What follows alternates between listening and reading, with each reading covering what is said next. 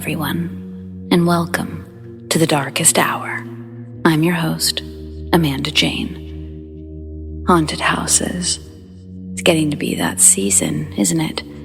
Where you can pay to be chased, to scream, to be scared. Personally, I love them. But I'm curious, would I love them so much if I'd actually lived in a haunted house myself? I'm not sure. Probably not. Because there's something about asking for it, requesting to be scared. It allows you to also simultaneously feel safe. Whereas at home, my home, that's supposed to be the safe space. I'm not asking for anything there, except maybe some peace. And so I'm certainly not expecting someone or something to jump out at me, to chase me. I feel for people whose homes have been shared with spirits, and I'm fascinated by their experiences, the good and the bad. Lucky for us, there's no shortage when it comes to either. So, let's get started, shall we?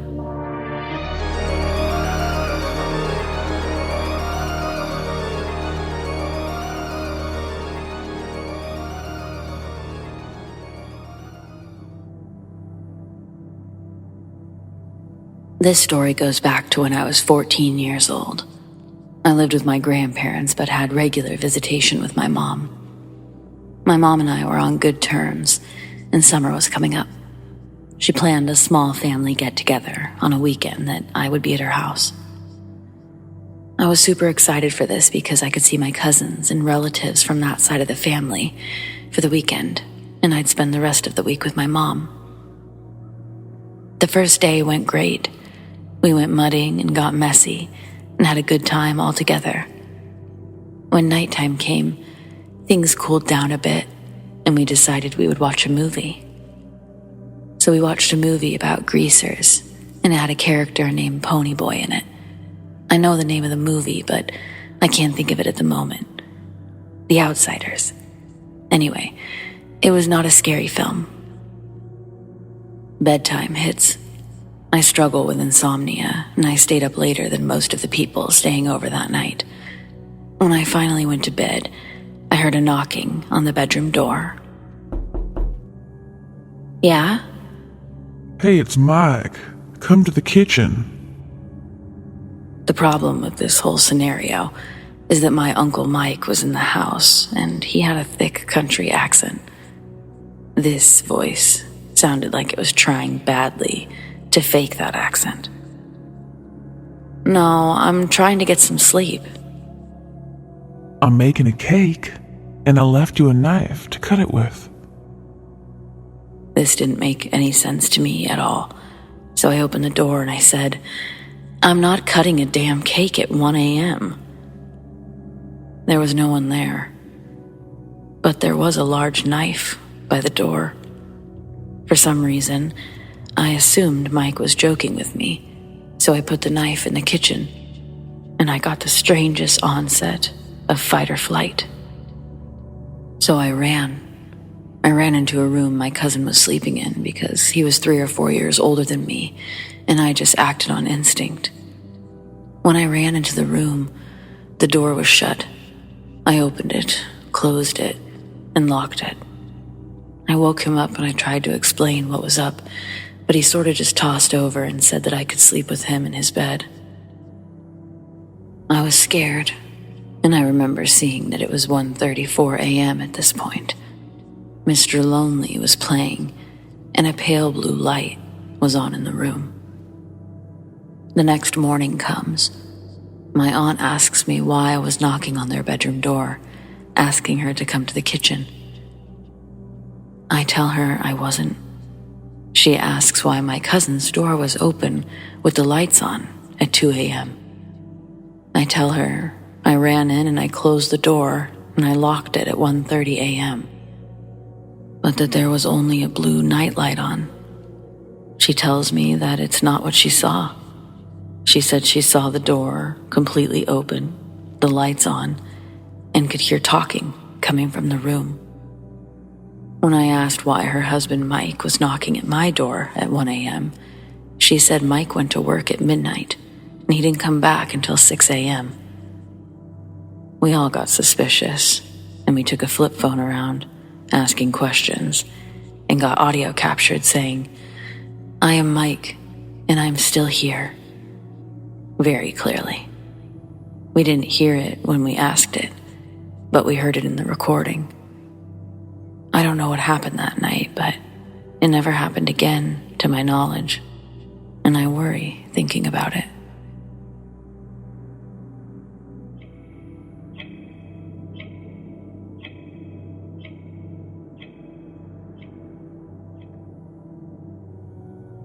I grew up in an area that used to be a Potawatomi Sioux and a French fur trading village.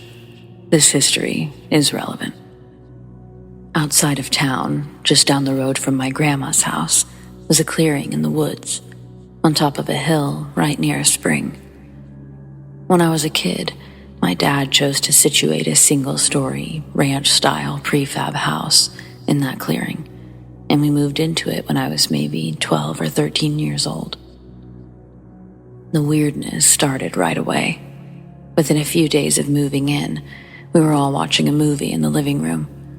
We heard a loud bang, like a gunshot, in the kitchen.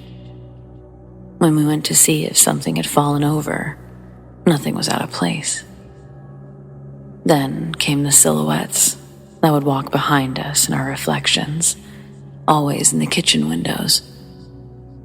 After that came the footsteps on the roof, always after midnight, pacing slowly from one end of the house to the other, like someone keeping watch. I think I was the only person who ever heard those, since everyone was usually asleep by then.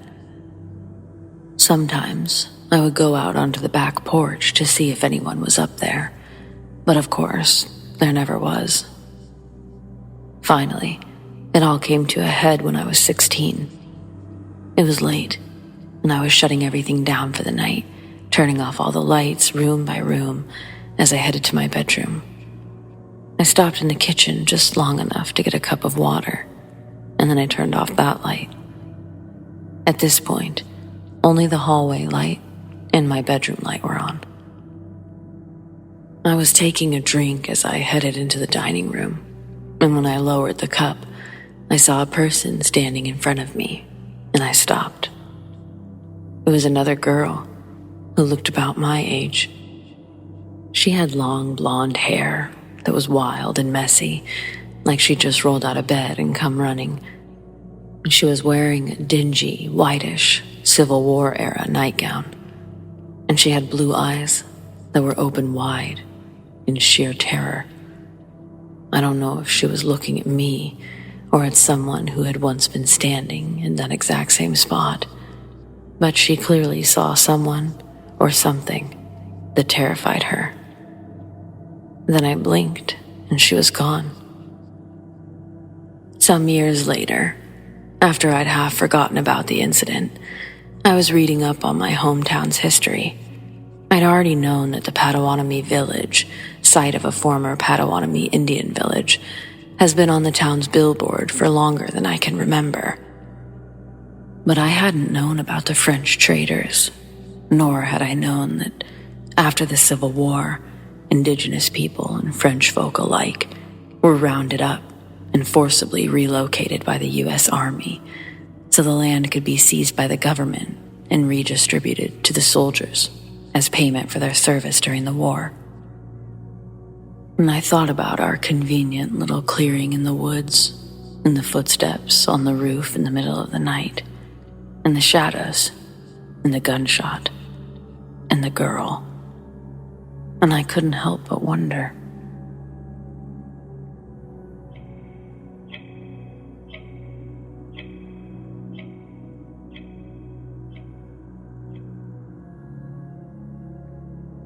I was 18 at the time, and my best friend and I had just gotten back to my place after a rave. It was about 3 a.m. We came into the house very quiet, as I was still living with my dad at the time. We were just hanging out in my room when we hear someone screaming. so I peek out the window to see what the hell's going on, as the screaming was extremely guttural. I see a woman wearing a big white t-shirt with her hair over her face, screaming and walking down the block with no shoes. I usher my friend to look. We just look at each other, wide-eyed, observing. She then grabs the sign for the public pool nearby and starts aggressively shaking it and continues to scream. We considered if she needed help, but for real, this woman straight up looked like the Grudge and sounded like a witch from Left 4 Dead. We were scared as hell. She eventually leaves the sign crooked and walks off. This freaked both of us out at the time, since we were pretty young. So we did nothing, and I didn't want to wake up my dad and get in trouble. Now, at 28, I wonder if she needed help, or if she was from the psychiatric hospital nearby.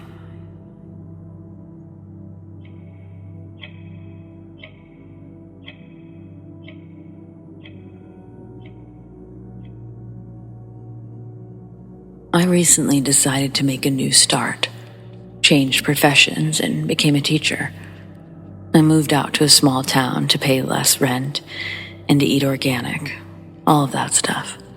I'm in my mid-30s and realized living in a capital city is financial madness. Been here for about a month and a half. My wife and I were living at her parents' house until we moved to a small one-bedroom apartment at the back of a garage. It's pretty sweet. I know that the walk to the school I work at is about 15 minutes tops. But 2 days ago, I went to walk to work, and it was my first time from this apartment. Given that I'm new to the town, I took out my Google Maps, and I went for it. I had 30 minutes to get there, and as I walked towards it, I saw a route that would be 5 minutes faster. Once I took it, 15 minutes jumped to 20. And then as I walked towards the school, the more time increased. At 27 minutes, I stopped and called an Uber. I was a 15-minute drive from work. Fair enough, it seems like I just got lost, right? Then, talking to the admin lady that follows up with our system for attendance, she told me that she once took a wrong turn here, and it took her 3 hours to find her way back. Not only that, she described the same houses that I did, and how none of us at the school knew what neighborhood that was. In a town that has 3 supermarkets and mostly hardware stores and 2 drive-thrus, it's a bizarre experience. All of the houses were white with nice hedges. It's odd since it's a rural area with houses that look nothing like that. Now, the thing that's got me so weird about it, it makes no sense how a 15-minute walk, I ended up 45 minutes from my house in the next town and more than 30 minutes from work. I walked for 17 minutes.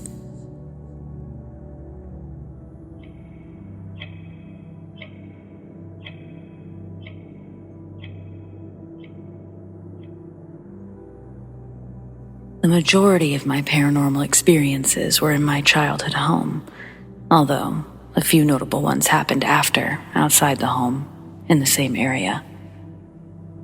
For context, I've since moved out of my childhood home as I'm an adult now, but I believe my childhood home was haunted, mainly due to the environment, the circumstances. There's a creek running through the neighborhood, lots of telephone poles, so the energy currents are strong there. Some people believe that ghosts can manifest easier when in areas of high energy currents. So, a few anecdotes from my childhood home. When I was about 4 years old, I recall playing with my brother in the hallway of my home. It was a long hall that led to the bathrooms and bedrooms. We were playing something akin to tag, but with an element of hide and seek. So we ran up and down the hall a few times, and the last time I was running up to his room, which was the last door of the hallway. He laughed and closed the door behind him.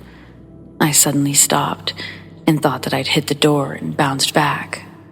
I looked up and I saw a giant toad. I thought that was odd. It didn't register as anything malevolent. Maybe it protected me from the door impact. As odd as it is that most people don't seem to interact with nature spirits, this time I did. What's more is that much later in life, I asked my brother if he remembered the giant toad spirit that day. He said he did. He also didn't like talking about it, so I didn't clarify. But it's my first memorable paranormal experience. My paranormal experiences ramped up as a teenager. My father was an abusive alcoholic. As is standard in that situation, there was a lot of yelling, etc., and it led to a lot of negative energy. I noticed as a result that more negative entities would come through my house. There was never a resident ghost, only passerbys. A few of note include: 1. I'd come home from school to find an imp-like creature, very small. It attached itself to my ankle. I was honestly just annoyed at it, and I wanted it off of me. At some point, I shook it off, told it to go away. I don't think it came inside my house, but it sure liked hanging around. One day, I found that the ghost of a young man, probably late 20s or early 30s, had found his way into my room. It hung out in the corner of my room. I was creeped out by this, especially because I could tell it wanted something, but it had a hard time communicating. Day 2 or 3 of this, I decided to take a selfie on my laptop and purposely aimed it so the corner would be in view. I wanted to see if anything would come up. Of a few takes, one of them did capture something. I confirmed what I'd been sensing and faintly seeing. There was a face in the corner, smiling for the camera as well. My heart sank. I didn't know what to do. Believing that the picture would imprint its stay even longer, I deleted it. Day 4, I finally felt sorry for it. I asked it to go away politely. I couldn't help him, and I didn't want him in my room anymore. Surprisingly, it actually went away within a few seconds. I felt the air get lighter, and I didn't see or hear from that ghost again. I wonder if it needed a message to be passed along, or if it just needed guidance to move on. But I was a teenager. What could I do for it? When I was about 16 or 17, my family dog passed away. I'd had her since I was little, so she was definitely part of the family and was treated well throughout her life. She was an old girl, maybe 13, I think. She had terminal lung cancer. The day came where she could barely move anymore, and we called the vet to put her down at home so she could go peacefully. After the vet left, we had an at-home funeral for our dog, and we buried her with her favorite blanket and toys. My dad and my brother buried her, and me and my mom did something akin to a eulogy. It was when they were burying her that I sensed her spirit peeking around the corner of the house. I motioned her to come here, and she came quickly to my hand. I patted her quietly while no one else was watching. It was weird, I'm sure, for her to see us sad and burying her body. Later, we were inside the house. I saw my dog's spirit sitting next to my mom, who was crying on the couch. Her paw was on the couch next to my mom, as if she was saying, "It's okay," to my mom. Later, I told my mom what I saw.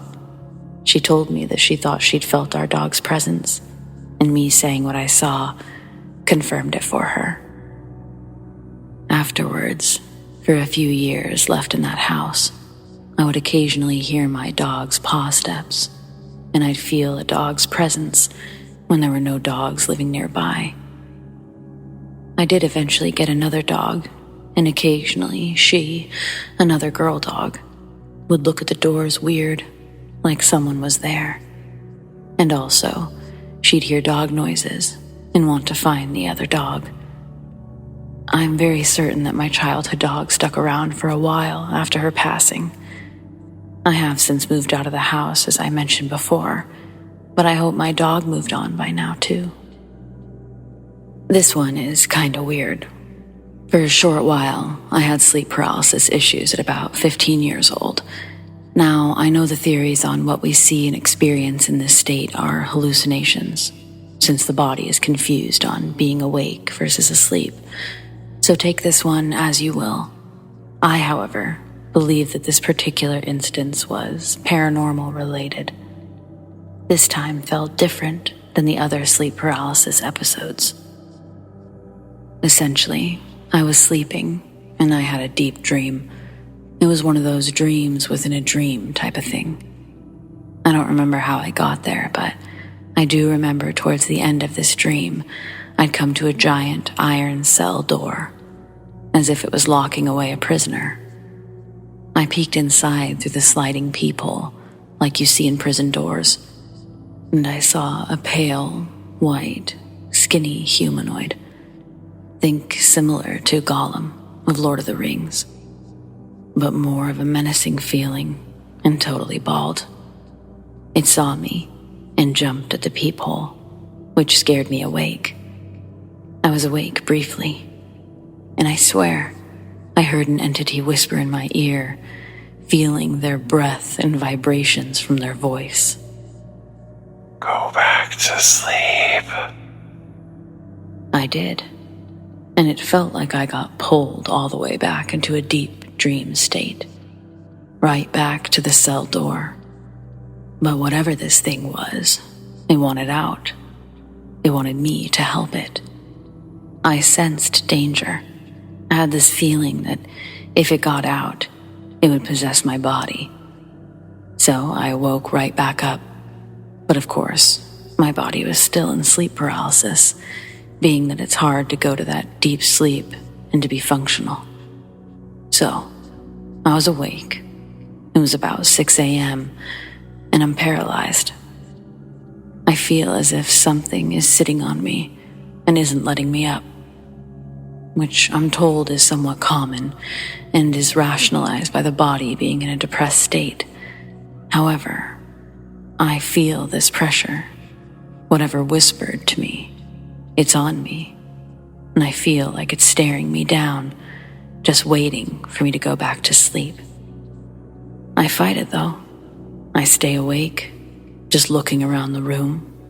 I can't reach a light switch since my body still won't move, but I do notice the time, and I realize that the sun will come up soon. For some reason, my instincts tell me that with light, this thing will go away. And about 15 or 30 minutes later, the sun does rise. The sunlight comes through my window, and with that, the entity leaves, and I regain my bodily senses. Of all the sleep paralysis episodes, this one was different, in that I felt someone talk to me in my ear after I woke up. That's not normal. I felt a presence on me, staring at me, and I happened to regain control of my body. The pressure was lifted once the light had filled my room. Normally, I'd regain control of my body between 5 and 10 minutes after waking up, regardless if the sun came up or not. And while I felt my body depressed, it did not usually feel like someone was sitting on me. Therefore, I believe this one counts as a paranormal experience. Okay, one more. Once my mother and I were in the house by ourselves. We'd recently sold the house and we were cleaning it up for the new owners. It was very empty and was starting to get dark outside. I started to get a panicky feeling, one of those get out now feelings. So I started urging my mother to finish up what she was doing and continue another time. I didn't want to freak her out, so I just insisted that we leave without knowing exactly why. I look over in the direction of the living room from the kitchen, and I see this black mass of negative energy. It's overwhelming. If I were to describe it, it looked similar to the big bogged-down river spirit in Spirited Away, the one that collected a bunch of stuff in it and got all gunky and gross. The one here reminded me of that, but instead of collecting junk, it collected negative energy. I froze for a second as I processed what the heck I just saw. At this point, night was falling, and the sun was hardly out anymore. We had to use our flashlights and our phones to see. I told my mom, "We need to go. It's dark, and I don't feel safe."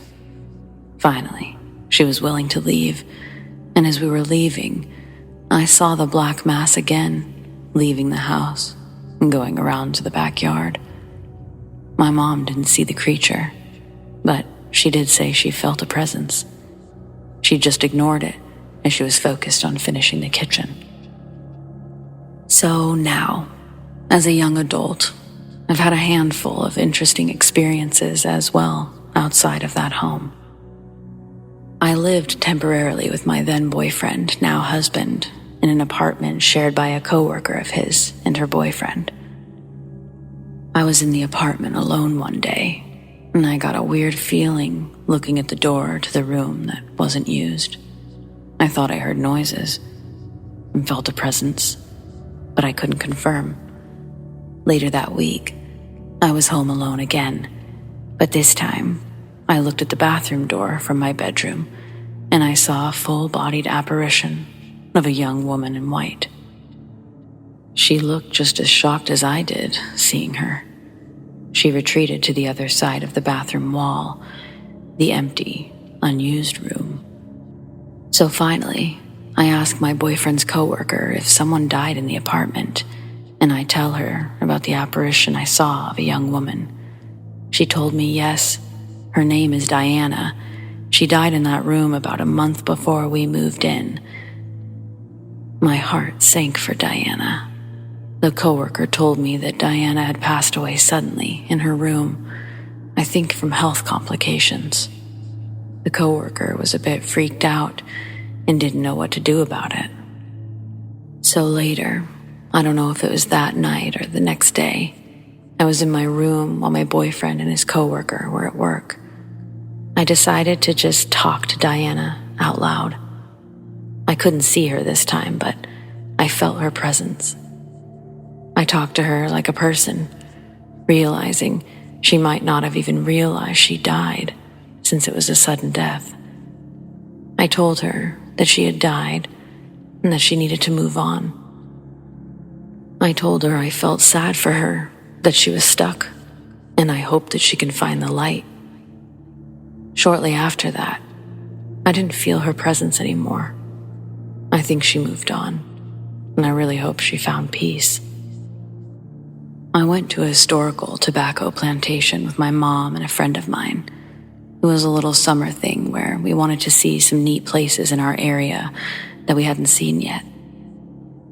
I saw 3 apparitions there. Upon getting out of the car in the parking lot, both me and my friend saw a shadow figure looking at us from the wooded area next to the parking lot. After we stared for a second, we both saw it essentially fly away, remaining vertical and upright, as if it were pulled back to wherever it came from. It was really weird. My mom missed it by still gathering her things from the car. Later, we were walking around the old slave quarters house. The upper floor was condemned, but the stairs were still there. I noticed while the tour guide was talking about it. I looked at the stairs a little harder. I saw the apparition of an older black man in overalls. He was faint, but there. I bowed respectfully at him and continued the tour. As we left the building, I purposefully left last so I could tell him goodbye, like you would do for any other person as a house guest. I felt bad for him, still stuck here so long after slavery was abolished. The third apparition was in the master's house. Almost immediately, I picked up on a small girl between ages 5 and 8, in old period clothing, complete with a standard bonnet. She followed us throughout the tour. At the last room of the house, the tour guide tells us that this was an addition to the original building and was the room of the master's daughter, who had passed away from illness at about 7 or 8 years old. It hit me then that this was the little girl's room who'd been following us around. Again, I purposefully left last so that I could tell her thank you for letting me look at her house. Again, like any other house guest would. I found it respectful to do so, and I also felt sorry for the little girl. I then went to the cemetery where her family was buried. I didn't sense anyone else, which made me even sadder, thinking that this little girl was probably stuck in her house, waiting for her family, and somehow didn't move on. The last interesting story was on a different plantation. This one is tucked away behind a major highway and is considered a county park with petting animals. I went there with my husband and our daughter to see the animals in the park. We did, however, also get to look at the exterior of the old houses there. In one of them, I noticed there was a man in butler-like attire passing the window. I wondered if maybe it could have been a worker in period clothes for a tour or something. Only to find out that all the workers that day were in a polo shirt. It's a uniform, which is very different. I didn't see anyone else wearing period clothing either. Thus, while I can't confirm, I believe I may have seen an apparition that day as well. Those are my big ones, the ones I can recall right now. I hope others can relate to my experiences and know that they aren't alone.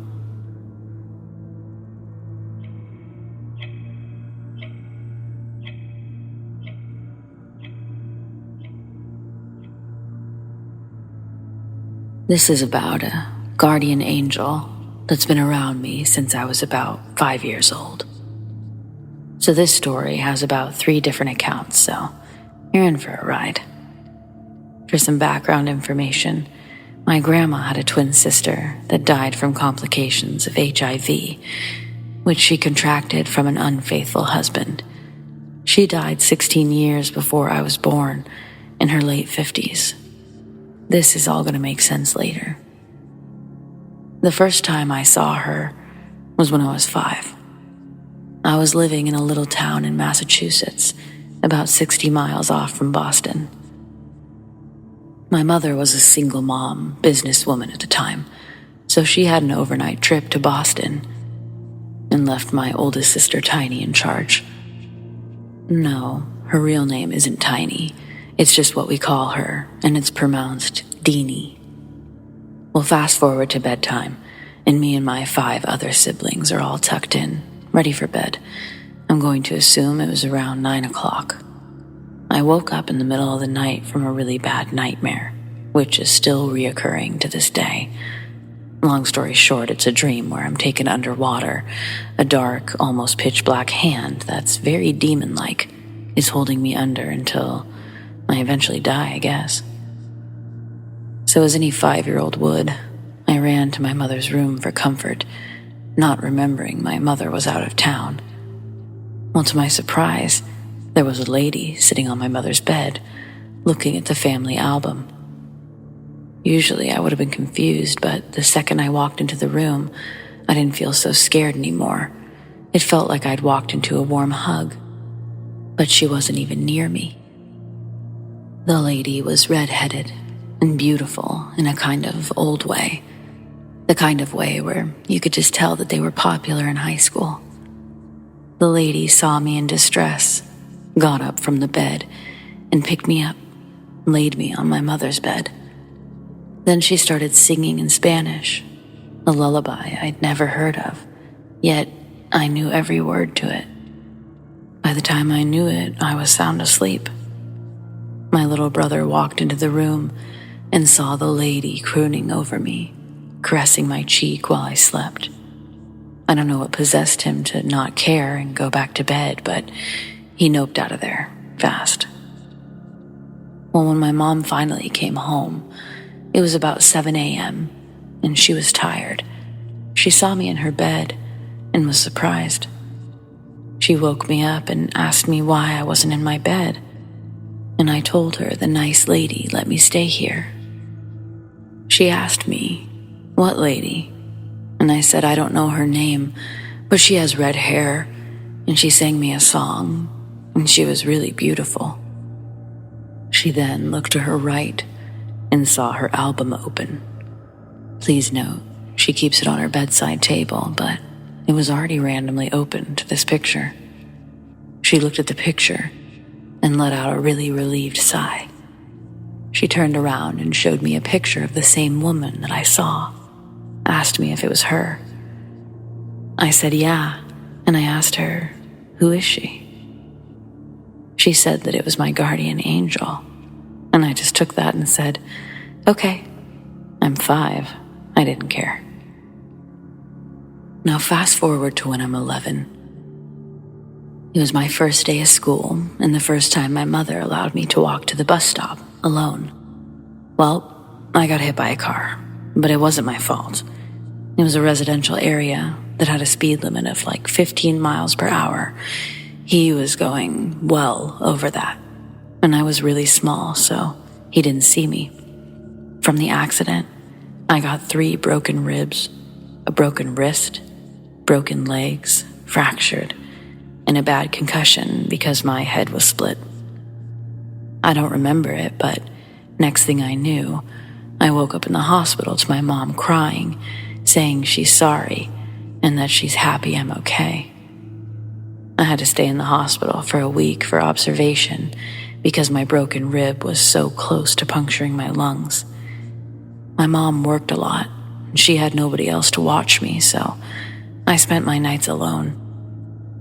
I got lonely and scared and just had a really bad feeling. So you guessed it, Miss Ma'am came back. I woke up in the middle of the night to her at the edge of my hospital bed, looking at me. At first I was scared. I didn't recognize who the hell she was.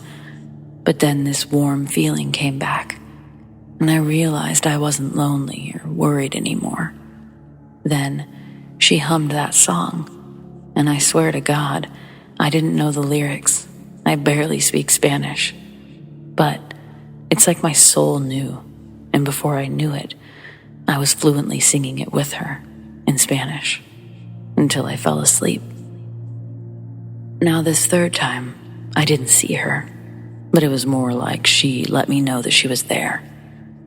When I was 18, I got married to a boy I thought I loved, and he went to the military.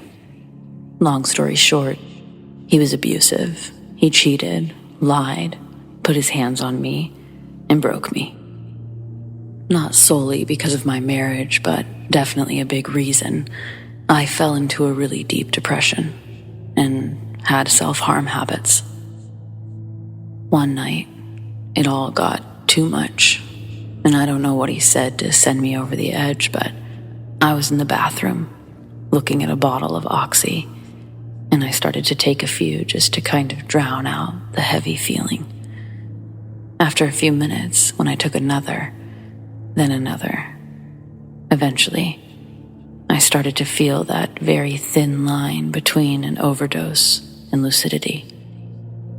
Then, that feeling happened again, and the song started playing in my head, like if I had a radio in there. And I felt okay. I felt like someone was there for me.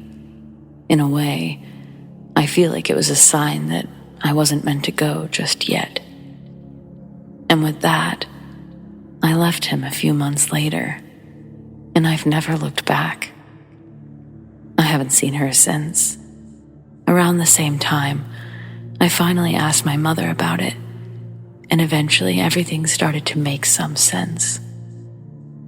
She told me about my grand aunt and how she passed, and that when she was younger, she was a motherly figure to her because her own mother wasn't a very fit parent. she'd often have to seek comfort from her. And when I was about 5, I looked like a literal carbon copy of my mother. She theorized that maybe her spirit saw me upset and, thinking I'm my mother, wanted to console me. And get this, my mother, when recounting her aunt, was very emotional. So she started talking about some nursery rhyme that she used to sing her. It was the song. My mother sang it word for word in front of me.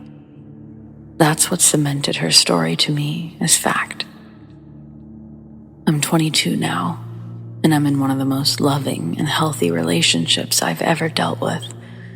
I've been sober for 4 years, and I have a much more healthy state of mind now, in case you were wondering.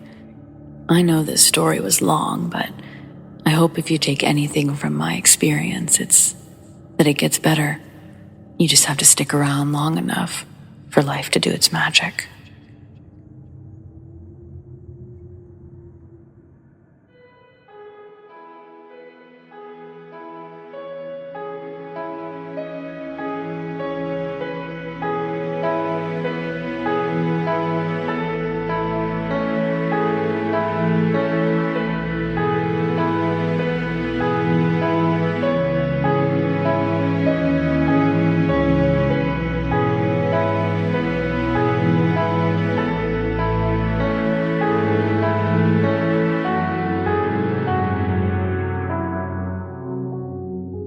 Well, friends, it appears we've reached the end of tonight's episode. But don't miss a brand new one every Friday night, and also my other weekly uploads every Sunday and Wednesday. I want to thank those who shared their stories, and a big thanks to all of you for listening. Don't forget to like this video, subscribe to The Darkest Hour, and tap the bell so you never miss a thing. I sure do appreciate all of it and can't thank you enough. A huge shout out to all of my patrons who I appreciate so very much. Monica L, ZOEWATT, Shelly B, Donald C, Rat Girl, ALISHA S, ERIN G, NIKKI H, and Mr. Revenant. If you want to support The Darkest Hour in other ways, consider joining my Patreon. Check out patreon.com/thedarkesthour or click the link in the description to learn more. Keep up with me and all things Darkest Hour over on my Instagram @thedarkesthouryt, and follow me on Twitter, AmandaJane TDH. Do you have stories like these? I'd love to share them. Send them to me, amandadarkesthour@gmail.com, or on the Darkest Hour subreddit, The Darkest Hour YT. Stay spooky.